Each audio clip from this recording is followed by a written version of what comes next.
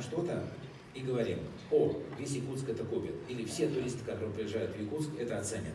Нет, нет. Смотрите, есть кривая распределения клиентов по тому, как они относятся к новому продукту или к новой услуге. Есть пионеры, их всего лишь 2,5%. Есть ранние последователи, их 13,5%. Потом есть раннее большинство, позднее большинство.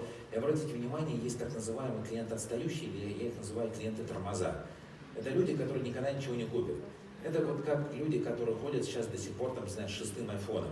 Их вот то, что сейчас уже iPhone 15 вообще не волнует. Они могут его себе купить, но им нравится, что iPhone. И пока он не умрет, они будут ходить с ним. Таких людей очень много. Ну, кстати, их даже больше, чем пионеров. Но в чем мораль этой картинки? Если у вас есть клиентская база, понимайте, кто ваш клиент-новатор. Ну, предположим, я очень во многих бизнесах клиент-новатор. Я многие вещи, предположим, покупаю от определенных брендов. И если бы они правильно работали со мной и говорили: Игорь, смотрите, у нас вышла новая штука, только вам предлагаем с 5% скидкой первым попробовать. Ну, я бы как бы попробовал, я бы еще про это написал, про свои впечатления, я бы еще компании сказал это спасибо. А они могли бы использовать мой отзыв в работе с ранними последователями. Потому что ранние последователи – это те люди, которые ждут: купите, вы, что скажут пионеры. Вот я вроде бы как пионер продукции Apple, но я пропустил 14-й iPhone. Я, честно говоря, 15-й не хотел покупать. Но человек, который его купил, сказал мне: Игорь, классный телефон, если ты на 13-м обязательно нужно переходить. И я, как ранний последователь, послушал пионера и купил. Но если бы он сказал фигня, я бы оставался на 13-м.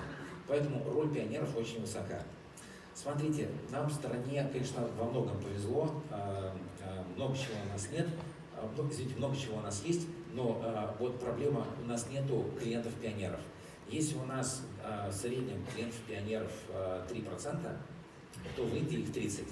И ты думаешь: блин, как хорошо работает в Индии, если что-нибудь предложил, и там 3 рынка уже купила. Но у нас такой роскоши нет. Поэтому страдаем, учимся работать с новаторами. Дальше, конкуренты. Смотрите, про конкурентов я тоже немножко вам хочу рассказать.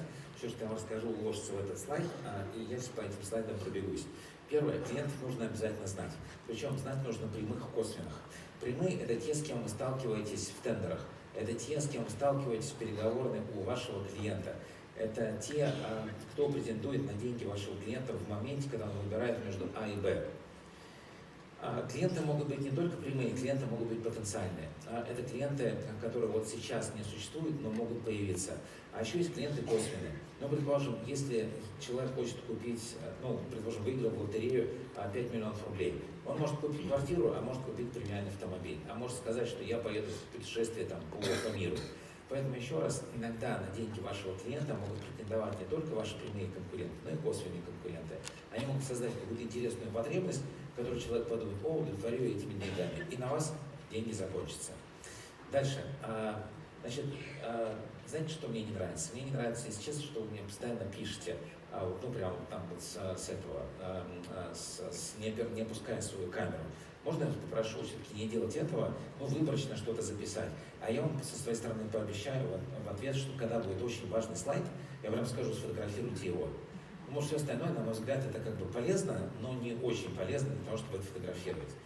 Значит, что бы я еще вам порекомендовал сделать? Значит, сделайте такую сравнительную таблицу, в которой сравните все плюсы и минусы каждого из ваших конкурентов в сравнении с вами. Ну, у меня в свое время был сервис Кросто, и я попытался сравнить его с прямыми и с косвенными конкурентами. Прямых не оказалось, но косвенных оказалось очень много. И знаете, как мне легко было отбивать возражения наших клиентов: а вот если я обращусь к консультанту, то у меня был готов ответ на подходе, Для чего еще полезно знать косвенных конкурентов? Я все время работал с компанией Сигежа как консультант, это крупный производитель бумаги, и они меня попросили найти все возможности для роста. И вот смотрите, какую возможность мы нашли. Они делали бумажные пакеты, и мы стали думать, где мы их можем применить. И мы пошли в премиальные супермаркеты. А в премиальных супермаркетах были пластиковые пакеты. Мы запустили целую акцию, включая JAR, которая говорила про то, что пластиковый пакет – это зло. И было прямо решение, что нужно как альтернативу в магазинах иметь бумажные пакеты. Вуаля, у них есть дополнительные продажи. Поэтому еще раз, если бы мы не обратили внимание на косвенных конкурентов пластиковые пакеты, мы бы в тот сегмент не пошли. Второе, конкурентов нужно мониторить. Ну, то есть вот мне больше всего не нравится, когда кто-то говорит: у меня нет конкурентов, или у меня есть конкурент настолько крут, что я на него смотреть не буду. Знаете, на конкурентов все-таки нужно смотреть, и вот способы, как это можно сделать. Значит, еще раз, пожалуйста, не пишите все подряд. Ну, то есть ваш любимый банк вам слайды отдаст, если вы клиент. Если вы не клиент, ну, станьте клиентами, а я буду получить слайды. Чего вы мучаетесь? Мне их 700 в конце концов. У вас плюс пленка закончится. Следующий совет, который я вам дам, знайте своих коллег лично. Когда я работал директором по маркетингу в телекоммуникационных компаниях,